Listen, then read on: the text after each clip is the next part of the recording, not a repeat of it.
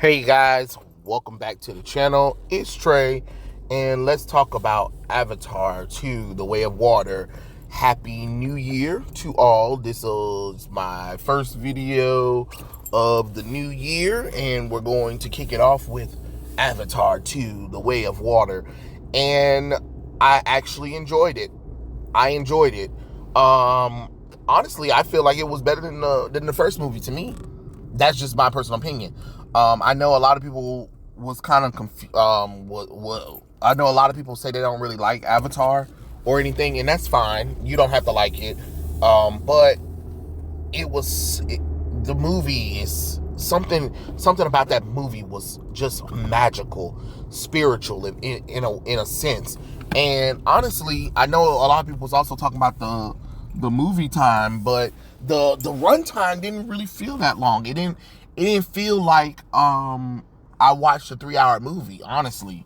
I guess because the movie was actually so engaging to me and so interesting that, I didn't really pay it no attention of how long the movie was. But I did go to my first Regal movie theater, so maybe that might have been something, another cool experience.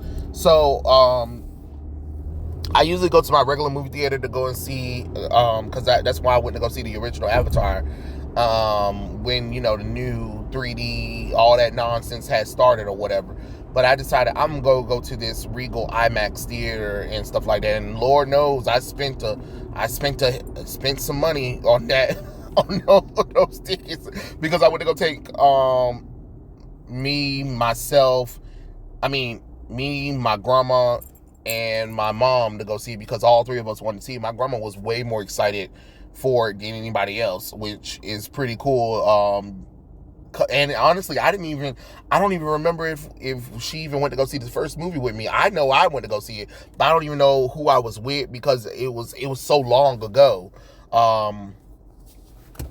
In a sense, because I was like almost out of high school when that movie came out. So, it was kind of one of those kind of things. But my grandma was way excited for it, and AMC had this like special edition cup and bowl for Avatar 2, and it glows blue. Now, y'all know I like blue. Y'all know I like blue, so I spent the money to get them. And I have no shame in that money that I spent. I spent that money well too, and I was like, I am going to get this Avatar bowl and cup because it's blue and it glows in the goddamn dark, and it glows blue. I'm like, let's go. But anyway, Avatar 2, Way of Water.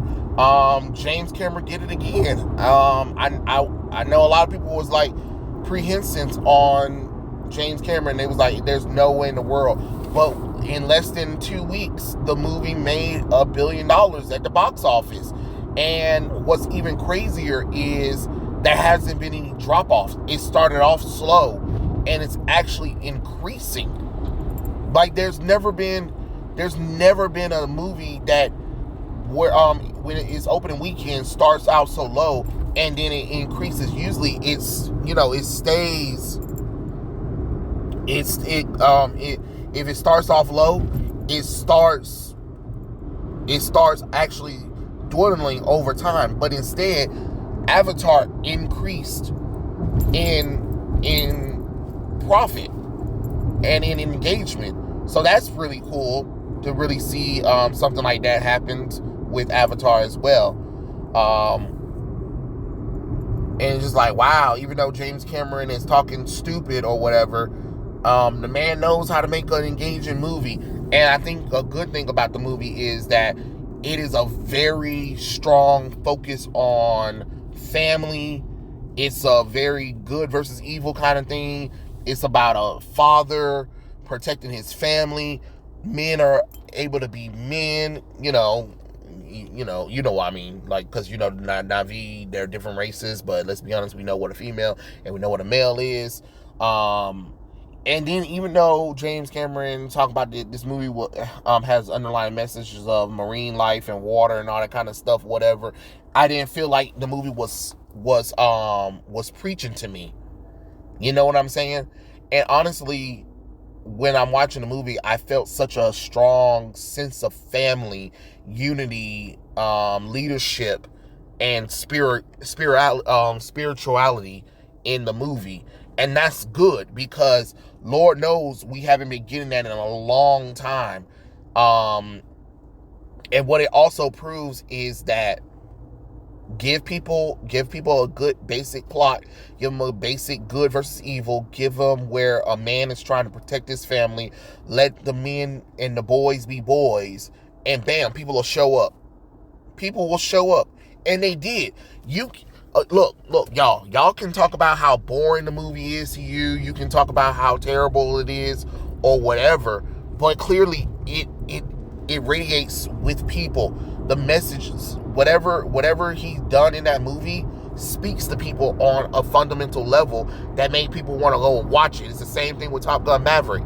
It's the reason why you can't use excuses on failure with the latest movies that Disney have been giving. You know, this is like Disney's rare win right now. Is Avatar 2: Way of Water, because the movie did well. And let me get into it. So spoilers. If any of you guys, I'm just gonna, because I know I'm gonna be probably talking about some spoilers eventually in this movie. I just want to let people know. If you get far, I'll probably title it.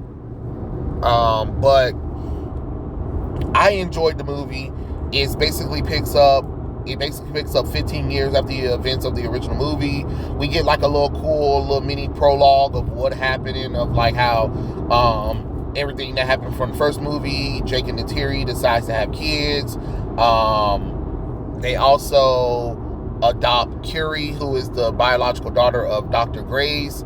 They also get a human boy called Spider, even though sometimes they consider him a pet. But let's be honest, the boy's been growing up, because you know his father died his mother and father died in the war for Pandora, and he's kind of orphaned, and they can't really put a baby in cryogenic freeze or anything to send him back to Earth. So he kind of had to stay on Earth, but he came really close with the Sully family, and basically is kind of like their son. And Spider, Miles Sakaro, he's the son of General Sakaro. You know, the guy that the general military guy who was trying to kill Jake and Neytiri and them in the first movie, and Neytiri like put his ass down. I was like, there you go, baby, there you go. But you know, it showed them living in peace for a little bit and them raising their family, and then all of a sudden the humans decide to come back to Pandora again. You know, the ones that didn't leave or whatever. But now we have more humans coming, and they're destroying even more of the earth. I mean, more of the forest. And the problem is they want to. They're coming back because they want revenge from Jake, because you know Jake was a Marine, he was an admiral, he betrayed the humans to be with the Na'vi and stayed with the Na'vi and stuff like that. So you already know they coming for him. And Jake and Neytiri's children that they had together are also involved in this one.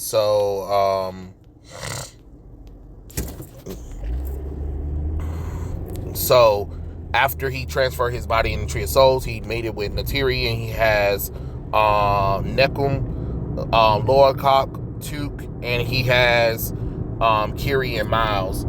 And his family, you know, his family's being endangered right now. You know, they've been doing military strikes, been trying to stop the humans, gather weapons, technology, and all that kind of stuff to try to face off against, you know, the military and stopping them because the military is coming back because they want to try to build a city so they can have, because of course whatever they did on Earth destroyed a lot of Earth resources, so they coming over to Pandora to kind of create their own little place in their own little pocket or whatever. But they're trying to tame the natives. But the problem is Jake knows the humans, so of course they want Jake and his family dead because they believe that if they can kill Jake, the entire Na'vi population goes down. You know what I mean? Which is kind of crazy. But then Jake realized that that he has to step down as being a leader when he sees his family get in danger because they were out in the forest, and Spider got captured, and the children almost got killed by all of the military people that were in the first movie, because now they have the ability to put their bodies in the avatar. They had a backup thing where they took their mind stems and their memories and backed it up into the avatar program. So now the General Chicago, his ass is back now, but he's just in an avatar body. So it's just like, since we can't beat them, why don't we join them? So they're using these human avatar bodies to fight the Na'vi on their own or whatever. And of course, Jake decided that he feels the need, like they need to run, and they're gonna go to the Makatar tribe, and that's the tribe of the water people, just for safe haven, which is kind of crazy because Natiri, she wants to continue to fight, but he was like he understands, but he doesn't want to keep the tribe losing, because the only reason why they're after their tribe is because they want Jake. So Jake feels the need, like if he can hide his family away and stop the fighting and protect the children, because there was a close call early in the movie where he thought he had lost one of his boys, that he can end the war and end them coming after him. Yeah, like that was gonna work. And then of course, now that Spider was captured by the military or whatever, they've been trying to use him so he can find Jake's family, because they know that he knows. And of course, Kiri was a little upset that Natiri kind of abandoned Spider, because she was, they was trying to escape, and Jake was kind of fearful that they was like, we gotta move, because first off, the military has Spider, and Spider knows everything about them. They have no choice but to run. And of course, they tried to talk real sweet and nice to Miles, so they can not Miles, but Spider, so he could join the military and help them become Na'vi and all that kind of stuff, while Jake and his family are with the Mogatog tribe and learning the ways of the water and stuff like that. It's really kind of cool. And of course, boys will be boys. The chief's son and Jake's sons kind of don't really like each other, and petty little rivalry and all that kind of stuff. And of course, Jake's youngest son falls in love with the chief's daughter. And in this movie, they have this thing where I see you is like kind of like this kind of thing of love and admiration for the people of the creature or whatever. And then of course we have to deal with the thing about Kiri, because Kiri also is the daughter of Dr. Grace from the first movie. but she also, feels the heartbeat of Iowa, and she feels the pulsating beat of the world around her, and she doesn't understand why she's different, or why people refer to her as a freak. And that's outside of her being a human Naveen hybrid. It's just the fact of the matter about her being different. And when she had connected to the soul tree, down in the ocean, she kind of seized up because she was able to connect with her mother on a spiritual way. But it was just so much to her system, and it kind of shocked her or whatever. And of course, they want to kind of figure out what's going on, but they really don't know, because there's so many answers. I mean, there's so unanswered, answers at all, that it's just like, what can you possibly do?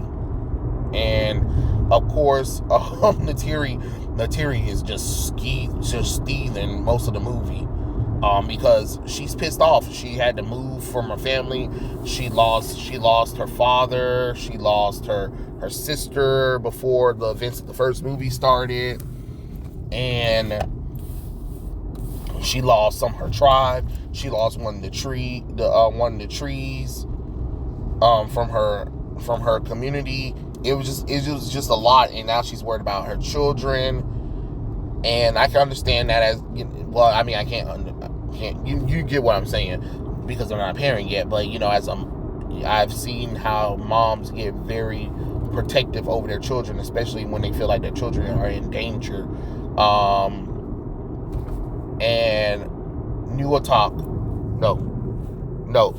Tuak bonds with one of the great creatures. I forgot how to say the whale's name. I'm not in front of anything right now where I can look it up, because you guys know how it is live all the time, right? And I'm still learning these names, but it's basically like this cool giant hammerhead whale or whatever. After he was tricked into going out to the Three Rocks Point by the chief's son and his friends, he was kind of abandoned there, and there was like this little shark thing that was trying to attack him. But then this hammerhead whale thing, defended him, and he helped release this little thing this fin thing that was on him, because some of the humans also hunt some of the marine life, so they can get like their little stem cells or whatever, and it creates like this whole entire thing of like money kind of thing. You know how it is. Humans hunting animals down, mining their precious resources for selfish needs and wants or whatever. That sells a lot of money. Pretty much that's what it is. But Tuak didn't know that the hammerhead whale that he had bonded with was an outcast. But he didn't mind, because he felt like he was an outcast too, for being half human, half Naveen anyway. You know what I'm saying? So it is what it is when it comes to that kind of stuff. But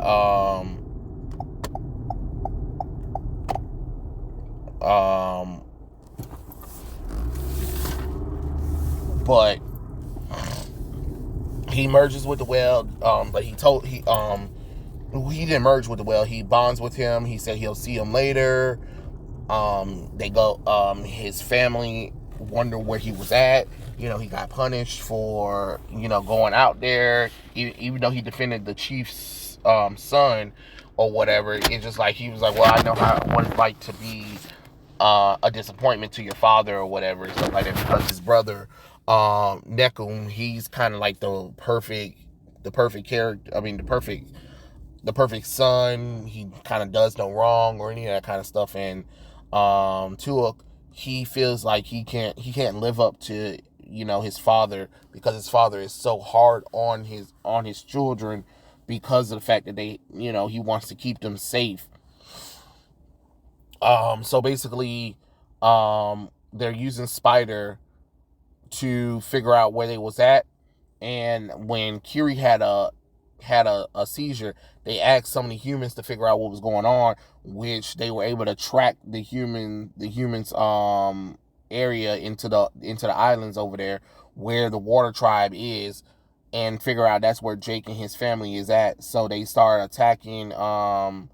They start going after some of the tribe. The tribe didn't know any some, because there's a group of islands, so not every tribe knows what's going on or whatever.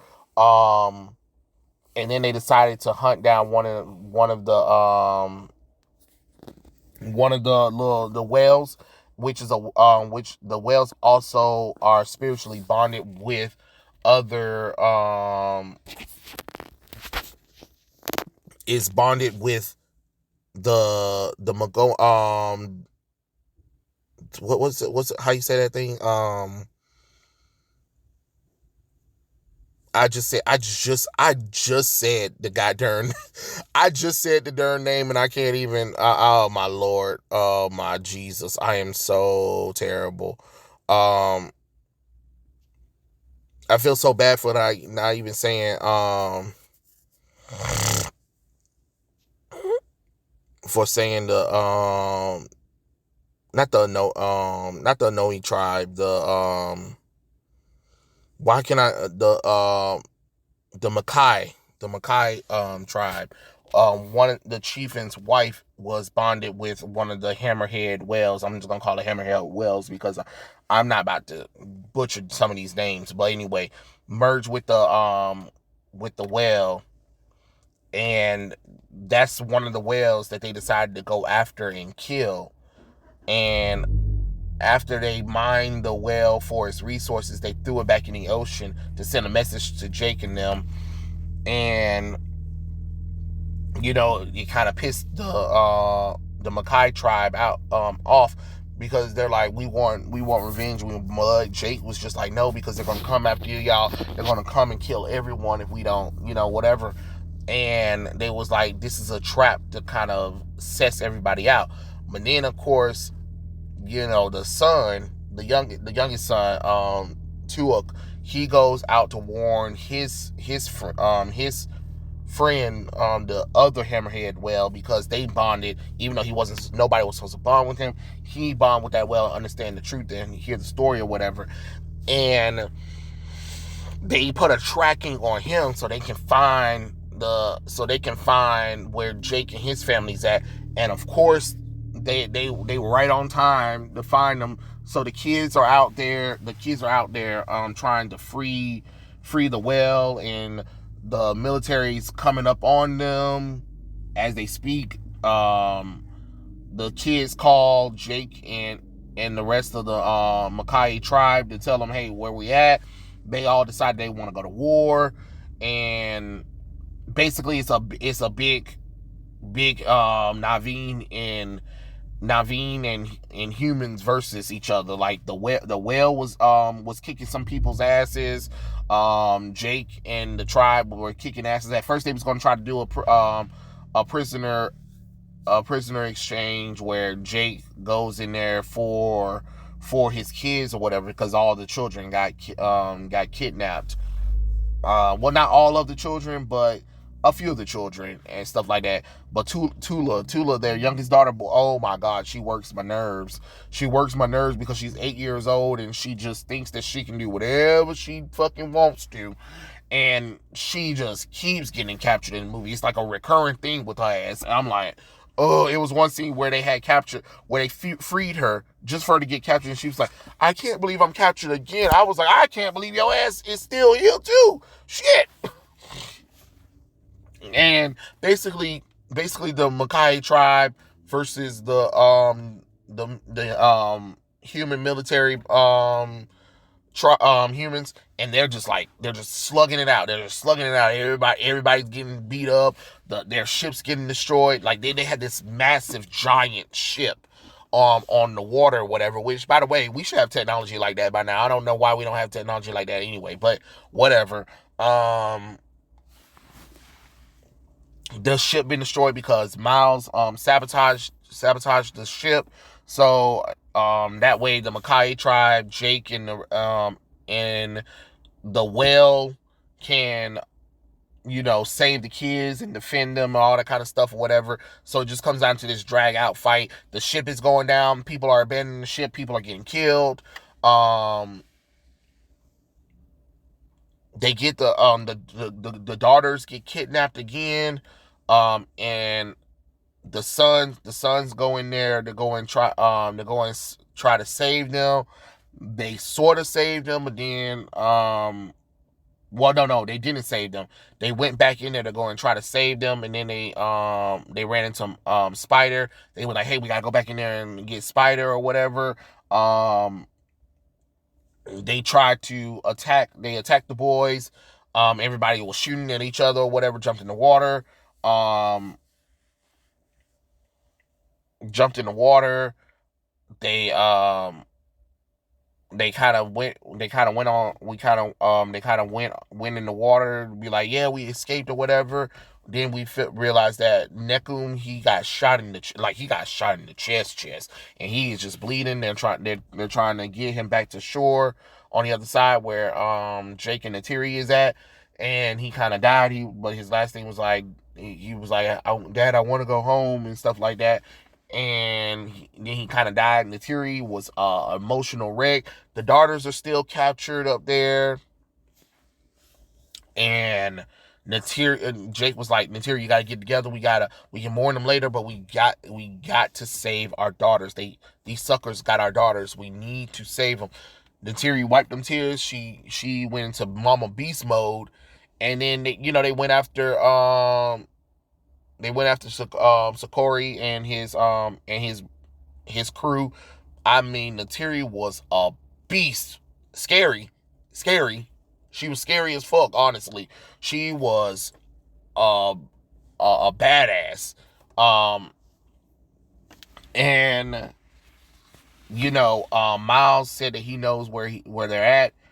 He knows a little bit of the ship because he was on the ship, and he was like, Jake, I'm gonna take you to go and to save our family and stuff like that. So Jake takes him, and then he tells his son to stay there, but his son was like, no, I'm coming, or whatever and stuff like that. He tells the girl that he likes to stay and watch his brother's body while he goes and help his family. And of course, Jake and Natiri, like, they massacre those military forces like it was nobody business. They were just like bam, boom, bam, boom, and then just kind of went down to Sakaru and Jake or whatever, because Jake was able to save Tula, but Kiri was held at knife point. But then Natiri, snuck up behind Spider and held him at knife point, and he was like, and then she was like, he was like, he was like, I don't care about him, and she was like, oh really? And then she kind of cut him a little bit, and it kind of made him kind of whoa, and she's like, a son for a son, right? And then when it looked like she was about to kill Spider, he dropped Kiri. He was like, whoa, okay, all right, let's just do this, motto y motto. And Jake told Natiri to get the children out or whatever. And then of course, Jake and Sakaru, they have their little epic showdown battle. But then their ship start even falling more apart, and then Tula got caught in the ship's like polarity of the water going in the ship. So then Natiri went after her. Kiri and Spider got out of there. They were they got out of there, but then Kiri asked the Great Mother to help her find her family. Spider goes to try to go and find Jake, along with Tukum. I mean, with Tula. Not oh, Lord have mercy. Tuka. He finds his father. His father was like, I can't make it, after choking out Sakaru, he was like, I can't make it. He was like, yes, you have to. And then he teaches his father the way of water after what was being told to him, so his father can swim or whatever. Kiri uses her nature ability because now she has like mystical powers. Thanks to Ewok, and she's able to use the marine life around to help save Tula and Natiri from drowning, and they get out of the ship. And Spider thinks that he found Jake, but he didn't. But then he realized that Sakaru was still breathing or whatever, and he decided to save him because he couldn't abandon him. And he asked him, hey, why don't you join me? He was like, no, never. And he decides to return to the Sullys. He decides to return with the Sullys, and they kind of embrace each other or whatever. And the movie kind of goes to like a post thing where they bury in their son, and then they connect to the great tree, and Jake is having a moment with his son where he was teaching him how to hunt for the first time, and he was just so proud of him. And then you see Natiri in the background, smiling at this memory, remembering her son. And then he decided that right now the Makari tribe is his new tribe right now. I mean, it's his new tribe, and he can no longer run and hide. That he has to fight, and he has to protect everything that he loves. And then of course it goes to that whole thing where you zoom in to Jake, and then his eyes open, and then the movie goes off. And that's really pretty much the movie in hindsight. Like I said, the movie was just absolutely fucking gorgeous. It was absolutely gorgeous. I could watch it. I can watch it again, honestly, and I'm not kidding. And you guys know I'm very critical on movies, but I didn't have a lot of issues with the movie. I did have some issues, because I know there were some scenes that were cut out because, of course, James Cameron just can't never just make a regular fucking movie. He got to make a damn movie that's long as fuck. But anyway, um, what I do want to see, because James did announce that they're going to be a Fire Na'vi tribe, but he doesn't. But they're going to be neutral. They're going to be neutral, so that'll be interesting to see that. But what I do want is I did not like Natiri's treatment of Spider Girl. Like, come on now. I understand the Sky people took a lot of people important, but you married a Sky person. You get what I'm saying? It's kind of weird to still have that animosity towards those people, and then somebody who is innocent, you're taking it out on the sins of his father. He's not his father. You and Jake raised him. So I don't understand why you still kind of treat him like a pet or try to treat him like he's not part of the family. But it's just like, girl, come on now. You married a human. You can't, like, you get what I'm saying? And I didn't like how she kind of used him as a bargaining tool.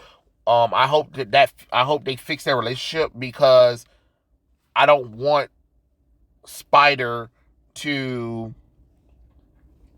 betray the family, if that makes sense, because he's upset with Natiri. That is one thing. I hope we get to go back and visit the Omaha clan, so we can see what happened after Jake and his family left. Other than that, I honestly, do I think we should have waited so long for the movie? No, I don't think the movie should have been almost half my life of waiting for the sequel to a goddamn movie. You know what I'm saying? Like, it's so weird to grow up between the first movie and the second movie, and you're like, what the fuck? James, the third movie, which they already I heard that they already finished filming the third movie any goddamn way. I don't want the third movie to be another 10 years. I'll give you like maybe a minimum of 5 years tops. 5 years tops. And then that's about fucking it. Because that's ridiculous that we waited that long. But I thought about it because I heard somebody was talking about it on the live stream. They was like, um, even though the time was too long of a wait, the thing about it is it made the movie even more special because it's not a franchise that's been milked. It's not a franchise that comes out every year. It's not a franchise that comes out it's not a franchise that they just keep milking as much as they can. They think about what they're going to do with it, and then they release it when they feel like it's the correct time, which makes it more special than just keep milking it for all it's worth. And I was like, that makes sense. And I know there are going to be some people who don't really like Avatar 2 Way of Water or the original Avatar, but I enjoyed it. I know some people are like, oh, it's just like um cowboys and Indians in space. Nah, shit, Sherlock. But if you really think about it, if you complain about that, there's a whole lot of stories that are made based around other stories. You know what I'm saying? Um, yeah, there's a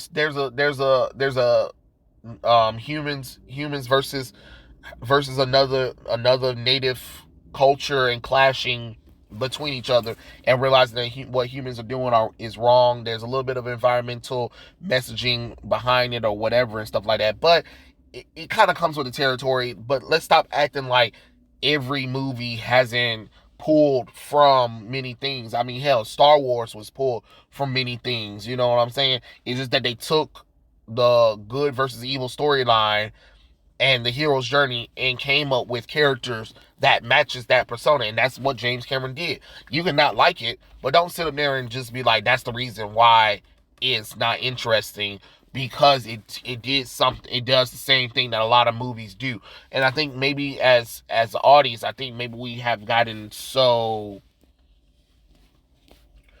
used to this this this CGI fest of explosions and superhero stuff that when there's a story being told originally, even if it's based off of certain stories, people want to reject it because they feel like it's just too much.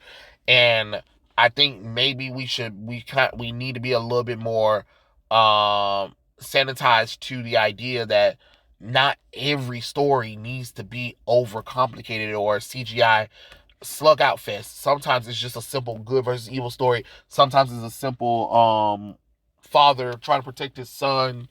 You know what I mean? A father loving his family, a good strong tie with family and community. And that's all you need. And I think that's what makes this movie successful. I think that's why this movie has the legs it has right now, is because it's giving people what they want. And on top of that, it is good that the movie looks beautiful. So those are my thoughts, honestly. I enjoyed the movie. I know there are going to be some people who didn't like it, but I really enjoyed it. And I just think that the movie doesn't need to be that long.